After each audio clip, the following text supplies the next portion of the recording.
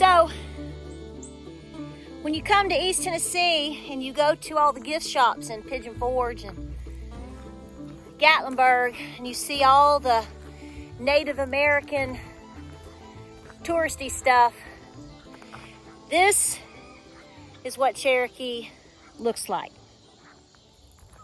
So hey guys, welcome to Appalachia's Homestead. I'm back home. We decided to take the afternoon off from farming and canning and everything that we need to be doing right now. Got everything done this morning, closed down the barn, and we took the afternoon off and had a wonderful family time in Townsend. We took the Parkway, Weirs Valley, went to Pigeon Forge. You know, the typical stuff that us East Tennesseans like to do in that area. It's a lot different now than when I grew up. If you go down one line from my mother's side, my mother's paternal side, I am a ninth generation East Tennessean. In fact, I am basically First Families of Tennessee. And one of my grandfathers and his father, the original, both of them together at two different times, landed here from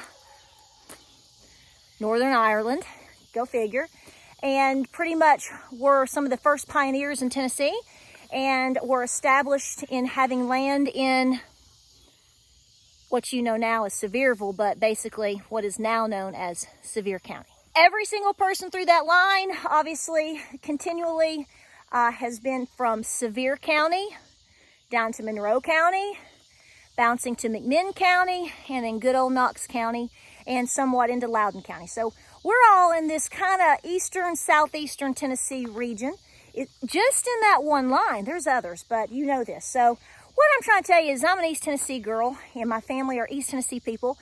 And growing up, we were talking about this on the way. Lord, I spent many Saturdays. You just get up, eat breakfast, pack up, go to Pigeon Forge in Gatlinburg with your nanny and your papa and your mama and your everybody. And going to Pigeon Forge in the Smoky Mountains, even though it wasn't necessarily out the back door per se, just a little bit of a drive, not much, no different than what you do anywhere else around your area. And we spent our life in the Smoky Mountains. So going to Pigeon Forge, you know, we don't even call it Pigeon Forge, we call it going to Pigeon. Going to Pigeon and going to Gatlinburg is all I've ever known. So to go and to see how it has changed over the last 10, 20 years is amazing, number one. And the tourism is incredible. It is incredible to the point where we frankly don't go that often because it is so stinking busy. I love Cades Cove. It's beautiful. I love, we love a lot of different things, but it's very touristy. We've talked about this in videos before, and it's very frustrating for a lot of people that are from here. My point is we know how busy it is, and we know when to go versus when not to go, or when to risk it, etc., etc. Well, my sweet husband has a birthday coming up this week.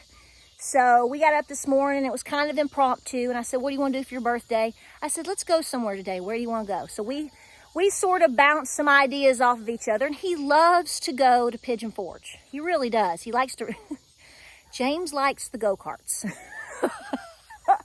So I put my stress aside. We got everything done. I thought, well, if we're going to get there late in the afternoon, it's going to be busy, but, we'll eat, we'll get some candy, we'll go through some stores, we'll drive around, we'll back it up if we have to, if it's too busy, and we're going to have a good time.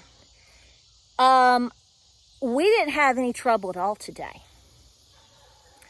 To the point where we both looked at each other and we said, yeah, people are pulling back. Now, I will say on the way, there were a lot of people when we went through Townsend and you were looking in the river, there was quite a few people in the river. Headed, people shorter distance, cheaper or free, picnic, whatever. There were people there. I'm not going to tell you there weren't people there because that's a bona fide lie. But when you really got into Weir's Valley and you headed over into Pigeon Forge, yes, there were tourists there. There were people shopping. There were people there. And right in the center core of Pigeon Forge, right there in that middle section, it was a little bit busy. We didn't have any trouble getting in and out of anywhere. We didn't have any trouble with parking. We didn't wait that long in lines or red lights or anything. It was enough to look at each other and go, The interesting thing is when we went towards where, what we call, I guess, Tanger Outlet, you know where I'm talking about? Usually traffic all the way up through there, where a lot of the theaters, the Titanic Museum is, you can't even breathe through there sometimes. I mean, it is so bad. And I was really bracing myself for that because it's only the middle of July. Nope. We really didn't have a problem. So if you live in Gatlinburg, if you live in Pigeon Forge, I know I've got a lot of followers from that area. I know you're going to tell me that it's been busy. It is a busy place. But here's what I know. One of the good restaurants that we like to go to and eat, I don't know the specifics, they just closed their doors this week. The candy store that cold turkey, they're going to try to do some catering. They're done. I mean, I don't know the ins and outs. I'm assuming it's economic. How could it not be? Whatever. The candy store that has been there since before I was born that we always eat at has closed, moved down the road, consolidated with another business of theirs. And I asked the girl at the counter, I said, y'all moved? And she said, yeah, we don't have enough workers. And it's easier to have everything in one place. I didn't want to embarrass them or be nosy, but rent's going to be, why pay for two places when you can have one? You don't have enough employees. What about business sales? It's all about the bottom line. We went to a pretty good restaurant that we've always wanted to eat at, never eaten there before. This was James's birthday dinner. So I said, hey, why don't we go and see if we can finally get into this place and see what we think? We've never eaten there before. 5-minute wait. We were bracing ourselves to wait for up to an hour at 4 o'clock in the afternoon. 5-minute wait. I'm telling you folks that is just the experience that we saw today.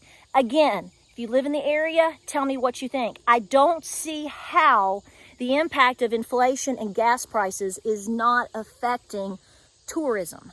I don't see how it's not affecting restaurants. There's a local restaurant here back up where we live. They've had to send out an email this week apologizing, saying our menu's changing. We have to change it immediately Monday. Prices will be increasing. We cannot hold back anymore. We apologize to you. We know you're frustrated with the situation that we're frustrated with. Please bear with us, and this is what we're going to have to do. I get emails from folks that are in the restaurant business continually talking about how they can't get things in. And how business has died off. This is in other places in the country. Comment down in the comment section and tell me if I'm nuts. Like I said before, was Pigeon Forge busy today? Yeah, I guess if you've never been there before and you don't like to sit in some traffic, yeah. I mean, we could argue it's a Sunday, but it's Sunday in the middle of the biggest tour season. Now, there wasn't any major motorcycle or old car things today. I'm not saying that, next week there's not some festival going on or something crazy to, boom it a little bit that day and be done. No, I know better. You know better. But I'm saying that we know when it's really busy, and we know when to not go, and we know when to brace ourselves, and we took kind of a chance today. I mean, we sat and debated, do we go, do we not go? If it's crazy, we'll try. It's kind of like we went the back way so we could back out, Go through Weir's Valley, we can turn around if it gets really bad, whatever. Whatever, we get back home, whatever, back over the mountain, whatever. Didn't have a lick of problem. So what is this going to continue to look like as we enter back to school season? Whew. Please be homeschooling your kids. I'm going to say that again. Okay, please do so. But my point is James and I discussed this twice. I said, he was like, it's just mid-July. I said, I'm trying to logically go through what we saw today. And I'm saying, we are back to public school here pushing into the second week of August. That's typically when we start to see some, like the first week of August, some slowdown and some things like that, because a lot of people are preparing to go back to school. It's like the back to school slowdown has hit in mid-July. That's the way it felt today. Now next week, if Dolly comes in, does a big parade, and 100 million people show up, well then there you go. But that's just for that one day. I was just really surprised to see what I saw. I was really surprised to sit down in the restaurant, even at 4 o'clock, as quick as I did. We were really surprised to see businesses closing. We were really surprised to see things consolidating. You know,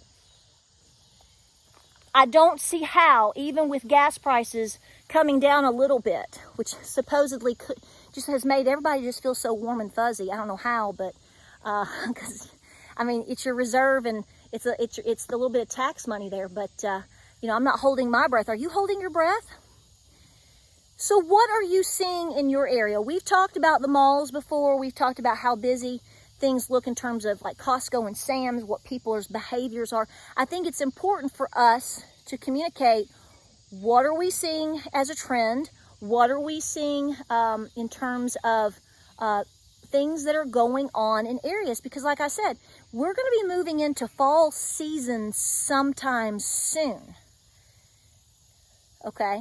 And if you are a tourist attraction, especially here in East Tennessee, fall is one of the biggest times for everybody to come here. They want to see the leaves change.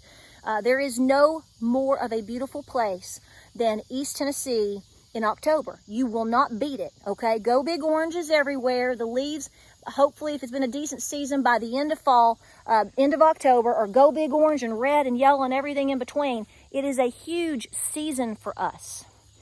And you have all of these places up and down East Tennessee that are tourist attractions that rely on this tourism, restaurants that rely on this tourism, hotels, everything else in between. What is this going to look like? This is a region in a lot of ways that relies on that tourism. What will that do to this part of my home state if things continue to erode? You may live in an area, maybe on the beach, at a resort, different places. What is it looking like for you? Jobs.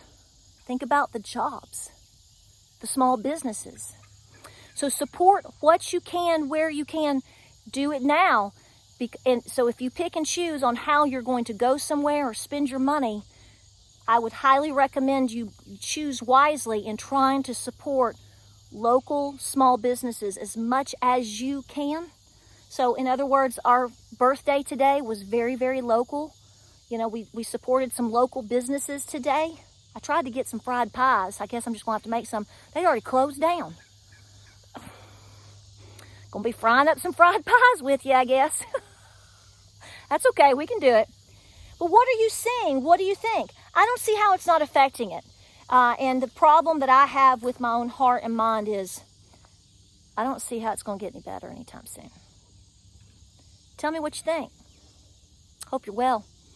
Hope you are doing good. Stay strong out there. I appreciate your support. Y'all are just amazing, amazing, amazing patriots, good, loving people, and we appreciate you.